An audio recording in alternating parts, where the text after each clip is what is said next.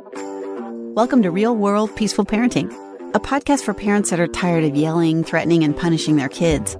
Join mom and master certified parent coach Lisa Smith as she gives you actionable, step-by-step strategies that'll help you transform your household from chaos to cooperation. Let's dive in. Welcome to today's episode. I am so excited to be with you here today for a couple of reasons. One is I am the mother of a high school graduate.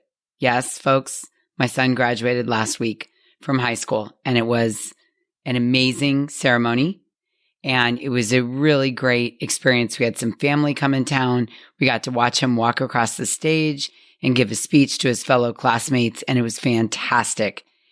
And I'm incredibly proud of him. He has accomplished so much in his high school career, not just in the classroom, but things he's had to overcome, experiences, mistakes. And I feel like we've done a really great job of staying connected through all of it. The ups, the downs, the good, the bad, the joy, the downsides. It's been a roller coaster ride, and I wouldn't change a minute of it. And I'm incredibly proud of my son, and I love him very much. So last week, episode 123, I talked about why punishments don't work.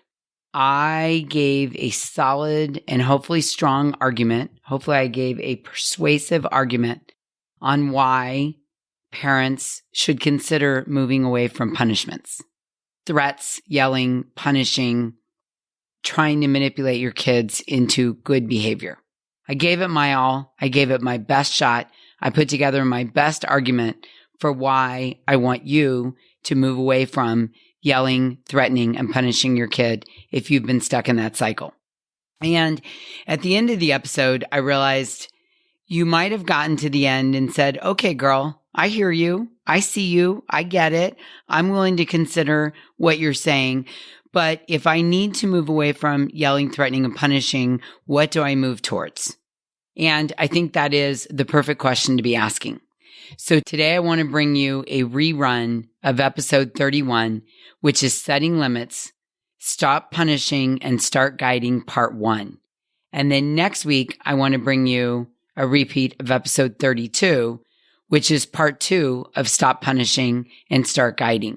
And what I hope for you is that you will listen to this week's episode through a new lens. You'll listen with a new ear after listening to the argument as to why punishments don't work for you or for your kids, how they don't create the result you're looking for.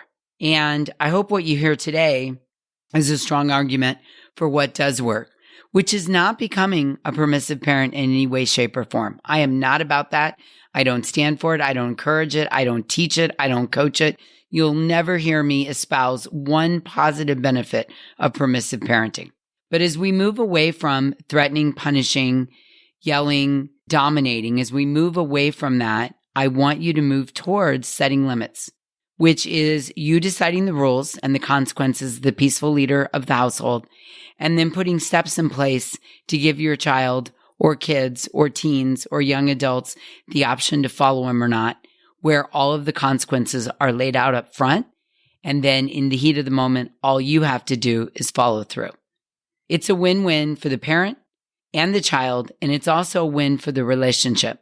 Because what I know after 18 years of parenting this strong-willed kid is that when you set limits from a calm, regulated place that are thoughtful and thought out and surround your family values, and then you follow through with them while you're calm and regulated, not only are they able to follow the limits, but it creates connection and encourages cooperation. So with that, let's dig in. Children need support and safety to grow. They need room to make mistakes, sometimes over and over and over again. And at the same time, they need to be coached and supported into learning the lesson, not scared or punished into obedience. And that's what I want to talk about today. How to coach and guide into learning rather than scare or punish into obedience. And as we dig into today's episode, let me remind all of us that this real-world peaceful parenting community is a safe place. There's never any judgment from me or anyone else. I know that all of us, every one of us, including you, yes, you, I know we're all doing our best, and I know we love our kids very much. And I know that because if you didn't, you wouldn't be here. Now, I do want to ask you to listen to today's episode with an open mind. I want to ask you to suspend judgment or defensiveness and just consider the information no matter how you've parented in the past and no matter how you were parented. Now, let's review what we've covered in some previous episodes. Number one, feelings are never in conflict. Your kids are allowed to have their feelings, and you're allowed to have your feelings. And we, as humans, should never tell someone how they feel. Yeah? Great. I also want to review the anger model that we've talked about in a previous episode. And I always like to invite you to think of the anger model as a volcano, right? Think about drawing a volcano on a piece of paper. And at the base of the volcano is unmet needs. And when our needs are being met, there's no anger. When our needs are not being met, feelings bubble up. The lava is created. The lava is the feelings, right? Feelings arise from unmet needs. Maybe for you as the parent, it's a lack of sleep or a lack of exercise, or you're behind at work, or you need more adult stimulation, or you need to know what your kids are doing, or you need to feel more connected to your spouse. When these unmet needs happen, feelings build. And when the volcano fills up, the lava spews out the top. And when the lava comes out the top of the volcano, that is an expression of your anger, right? And then we have behavior as a result of our feelings, like yelling or spanking or slamming the door or silencing or walking away. You know, all of that really fits in the category of punishing. And as real world peaceful parents, what we want to commit to and work on is not letting that anger build. Because when the anger builds and the behavior spews out the top, the anger takes our brain offline. And when we're angry, we want to take a moment to regulate and pause rather than punish from a place of anger. Another thing I want to review that we talked about in a very early episode is that peaceful parenting is about having a connection with your child and using your power and your fully developed brain and your emotional intelligence to come alongside your child and guide them. Peaceful parenting is also about valuing the relationship with your child over controlling the behavior of your child in that exact moment.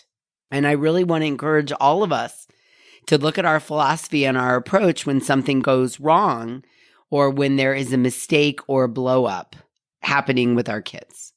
So I always like to ask you questions and get you participating and thinking while I'm delivering the episode. And today's first question is, how do you react? Take a minute to think about this and be honest with yourself. How do you react when something goes wrong? Like your kids are fighting, or your child lies to you, or your child won't listen to you, or your teenager goes somewhere other than where they said they would, or they're late for curfew. When your child does something wrong, makes a mistake, or storms, how do you react? That's question number one. And question number two is when your child makes a mistake or does something wrong, what is your goal? What goal do you have for you and them and the relationship? Hopefully the goal is something like, well, I want them to not do it again, or I want to guide them or teach them right from wrong. I want to guide them around our family values. In our family, we don't do that. In our family, we believe this. In our family, we strive for this. And as the parent, I want you to think about acting as the emotional coach who facilitates problem solving, right? That's the goal when our kids make a mistake or screw up or do something wrong, is to act as an emotional coach and facilitate problem solving. Who knew? I sure didn't. I used to get up a whole head of steam to punish, yell, threaten, and take away things from my son. And I'm certainly not proud to admit this. It's still hard to talk about. But what I can tell you is that I mostly did it because it's all I knew from my upbringing. And this might be all you know. You might not have ever asked yourself, what's the goal and what's my strategy? You might just find out that your kid has done something wrong. There's been fighting or lying or getting up in the middle of the night to get on an iPad or saying homework's turned in when it isn't. And your brain may think that you need to get an entire head of steam up. You need to get really angry and go into action, like yelling, punishing, threatening, restricting, taking away, maybe spanking. But I want to tell you that there is another way. And if you're anything like me, I used to marinate. The way I would get up the head of steam is I would marinate in thoughts like, my son doesn't listen. He's so disrespectful. He should know better. I told him not to do that, or I told him to do that. He should really listen, which was code for obey. I think a lot of times when we say our kids should listen, what we really mean is they should obey and do it exactly as I said, right? This was definitely the different thoughts that I marinated in. And I would use these thoughts to fuel my anger. And I would use the anger to take action, like punishing or threatening. And what I know now is that punishments can severely or negatively affect your child's self-esteem. And punishments disconnect us from our kids. The whole process of getting up a head of steam to go at our kids disconnects us from our kids. And when we punish, the punishment and the anger and the head of steam is often born out of our own unmet needs. And sometimes it's born out of just not knowing a different way. Now, the challenge with punishing our kids is that it creates resentment with the kid, oftentimes, and it often leads to power struggles and, in some instances, further acting out on the kid's part. I'll show him, oh yeah, he thinks he can tell me that, he thinks he can take that away. Well, let me show him. And then it becomes a power struggle. And that doesn't get anybody anywhere. When we punish from anger, we teach our kids that when we make mistakes, they will be punished rather than given empathy, understanding, and guidance. It erodes the trust and disrupts the bond between you and your child that allows the child to be confident and flourish. Punishments also don't teach the child how to direct their behavior, which can lead them to being easily influenced by peers or others later in life. What we really want to do is turn on the internal compass. And punishments don't always fit the crime. Sometimes we go overboard, we exaggerate, or we go too far because we're not regulated and we're not thinking calmly. I remember there was an episode on Modern Family where Claire and Phil Dunphy canceled Christmas. And it lays it out so well in the 30-minute sitcom where the kids are not behaving and they're struggling and they're storming, and Claire and Phil are getting more and more and more worked up. They're getting a whole head of steam worked up. And finally, Phil opens his mouth and says, and because you did this, that, and the other, I'm canceling Christmas. And then there's this look where Claire and Phil look at each other like, oh Lord, what did we just do? And, we threw it out there. Now what are we going to do? Are we going to follow through? Are we going to have to backtrack, right? It's hard to backtrack.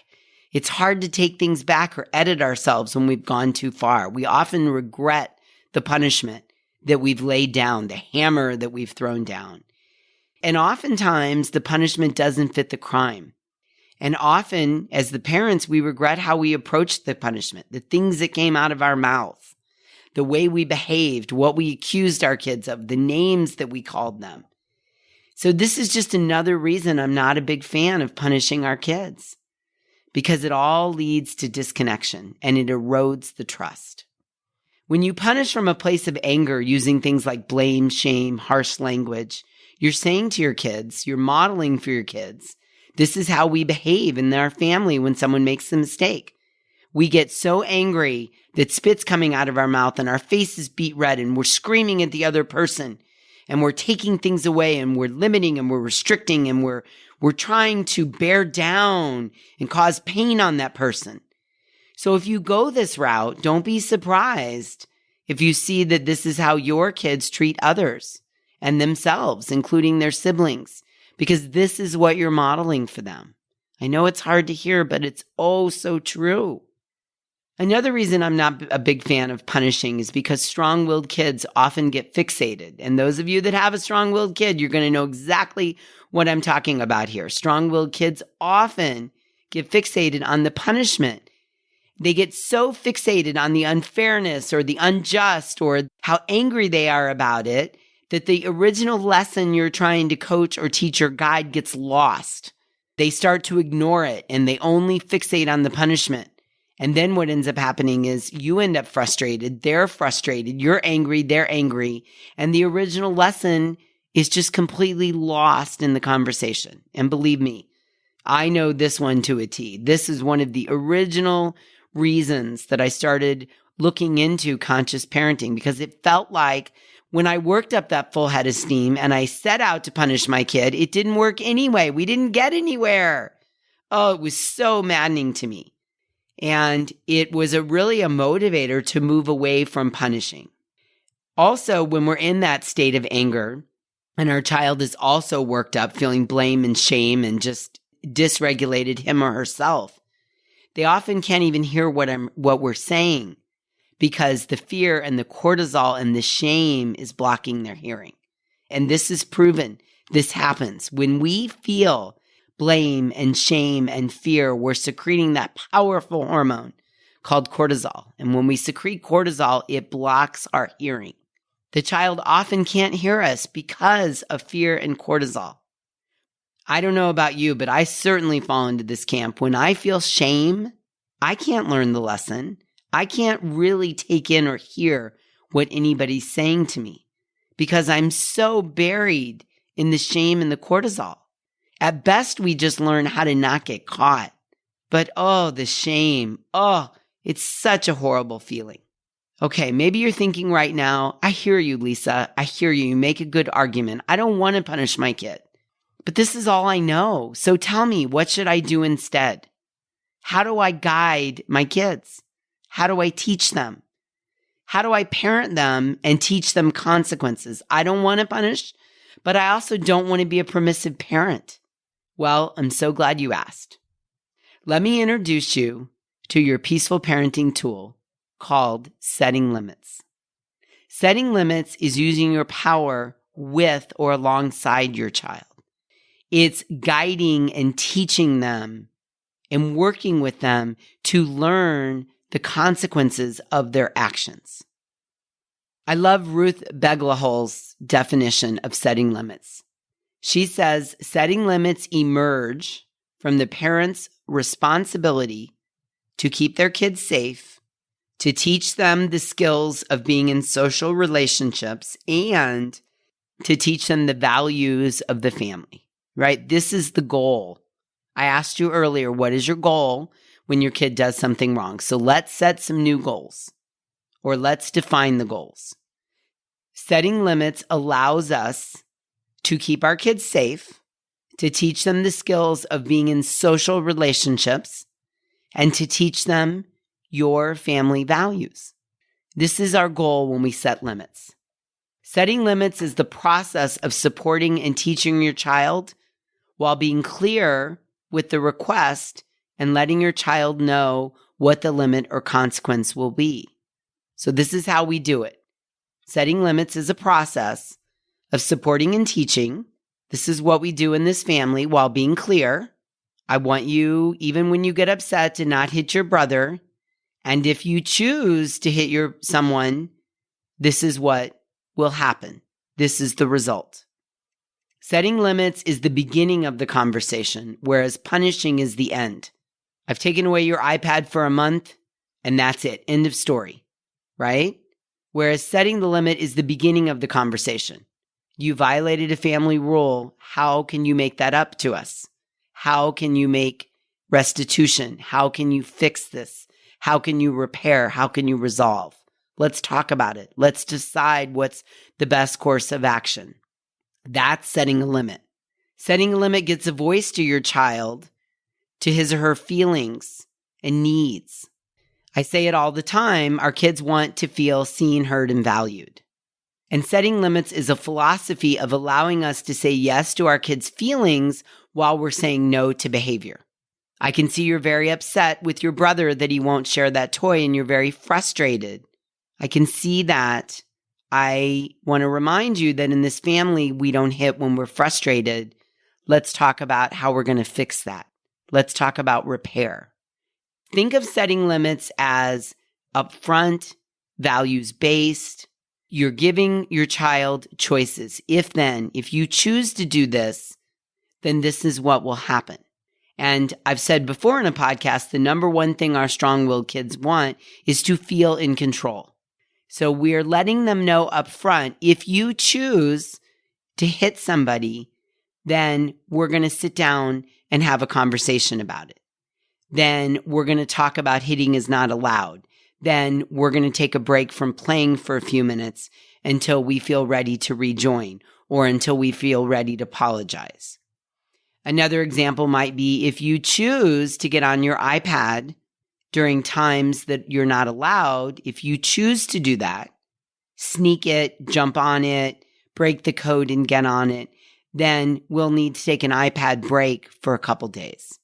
That's your choice. If you choose, daughter, to do that, then this is the consequence. And I want to let you know that up front, right? Because when we let our kids know a limit up front, we're in our calm state. We're regulated. We're communicating it to our child at a time when they're regulated.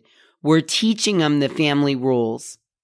They're feeling in control because they have a choice, right? You're going to present the limit, if then, and then they're going to decide if they're going to follow it or not. And they already know the consequence if they choose not to follow it. I remember when my son was in junior high and he first got his cell phone. He would get on his phone in the morning and it would cause us to be late for school. So we set a limit that if he chose to get on his phone in the morning before we were in the car on the way to the bus, then he would lose his phone for the rest of the day. And, most of our kids, when we set a limit, they're going to test it. Does she mean it? Is she serious? Is she committed? Is she going to stay consistent? So, of course, one morning I walked into his room and he was sitting on his bed on his phone. And because we had reviewed the limit over and over and over again, and we had typed it out and signed it and put it up on the fridge, I put my hand out and said, "Hey, what's going on? I see you're on your phone. What did we discuss?" He was very disappointed in himself, very. Couldn't believe that he was going to lose his phone for the day, but he knew that was the consequence. And he even said to me later, "Mom, I knew this morning when I got on my phone, I knew it was going to be a problem." And I was like, "Yeah, you made a bad choice. You could have made a better decision and you'll get your phone back tomorrow." Right? So I was able to set the limit when I was calm. It wasn't a surprise to him. We didn't power struggle over it. I didn't go into oh my goodness, he's so disrespectful. I told him not to be on his phone. Why does he do this? I didn't get up a whole head of steam.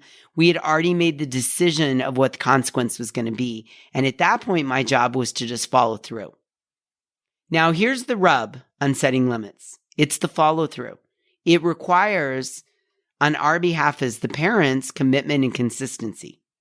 It invites us to self-regulate. It invites us to stay in our regulated state while we're communicating with our kids. And the beauty of that is that helps our kids learn to stay regulated over time when a mistake has happened. Setting limits develops emotional intelligence for both us and our kids. And it works better than punishing, I promise you, once you get the hang of it. And it feels way better, like a way better way to parent. Because again, we're calm, we're regulated, we've thought the consequence through, we don't need to get up a whole head of steam, and we appreciate that our kids are going to make mistakes.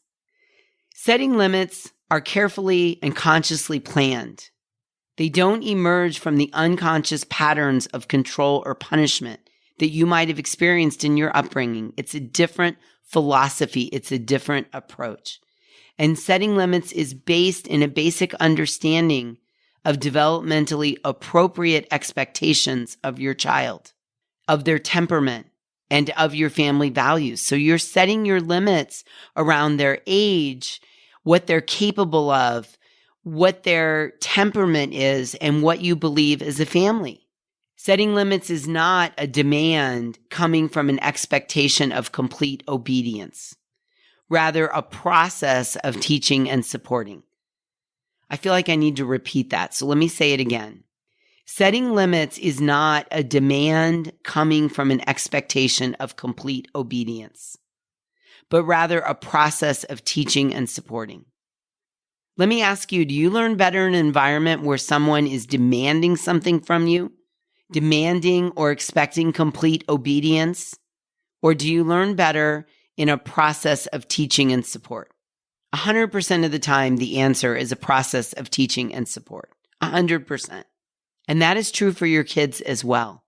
Again, it's hard to admit, but if I'm totally honest with you, I thought parenting was demanding and expecting complete obedience. And the problem is I was never going to get complete obedience from my kid, nor do I really want it. I realize that complete obedience is not the way to go. But the problem is, because I was expecting obedience, when I didn't get it, I worked up this head of steam, and then I punished and I shamed and I blamed. So I dropped the expectation of obedience, and now I have a process of teaching and supporting. And we've talked about this before, but peaceful parenting is valuing the relationship with your child over the behavior in the moment. And setting limits is a way of releasing you from the expectation that we don't always have to have the right answer.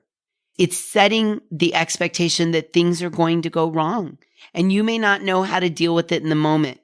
But the philosophy allows you to circle back around to the conversation, and it allows you to take a moment to regulate, and it allows you to set the limit from a place of calmness and regulation rather than a big old head of steam. Maybe after a big mistake, you ask your child, how can you make this right? How can you make restitution for your mistake? How can you repair the relationship? Maybe you invite you and your child to take time to think about it and then come back together to discuss it and come to a conclusion and set a limit for next time. Children need support and safety to grow. They need room to make mistakes, sometimes over and over and over again. They need to be coached into learning the lesson, not scared or punished into obedience. This was such a game changer in my approach to parenting. Such a game changer when the light bulb went on for me. And I really understood that my kid needed to be coached into learning the lesson, not punished into obedience. Yeah? Is your body tingling all over right now? Are you like, oh, wow. Yes, Lisa. Yes, I want that. Okay. So let's recap. Setting limits are carefully and consciously planned. They don't emerge from the unconscious patterns of punishing that you might have experienced. It's a different way. It's a different philosophy. It's a different approach. And setting limits are based in a basic understanding of your child's age and their temperament and your family values. And they're not demands coming from an expectation of obedience, rather a process of teaching and support. And when we set limits, we're giving a voice to our child and to his or her feelings and needs. And setting limits is upfront and values-based, and it's the beginning of the conversation, not the end. And as the parent, you get to set the limit from your calmness, from your higher brain, from your regulation. And you communicate them to the child at any age when they're calm and regulated. And the benefit of this is that over time, it turns on the internal compass for your kid. And the other benefit is if you have a strong-willed child, it helps them feel in control because they have a choice. They can follow the rule and reap the benefits, or they can break the rule and understand the consequences. And that's all laid out for them up front. You present the limit, and then they get to decide. So they feel in control. But you're also in control because you've set the limit up front, and you've set it based on their age and their temperament and your family values.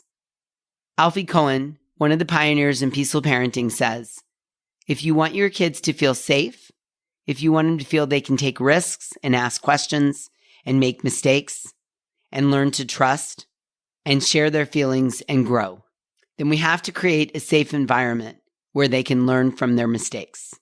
You with me? We have to create a safe environment where they can learn from their mistakes. I love that. I want that for each and every one of you. And I really want that for each and every one of your kids. Okay, that's a lot to share today. So I'm going to invite you to marinate on that for a week. And next week, we're going to cover part 2 of setting limits, where I'm going to take you through specific age-based examples of setting limits. Sound good?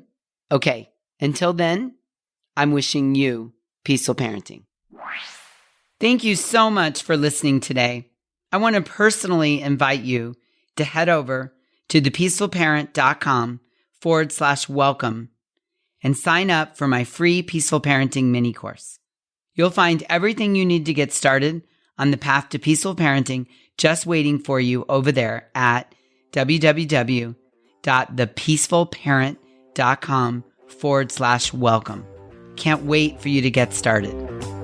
Thanks for listening to Real World Peaceful Parenting. If you want more info on how you can transform your parenting, visit thepeacefulparent.com. See you soon.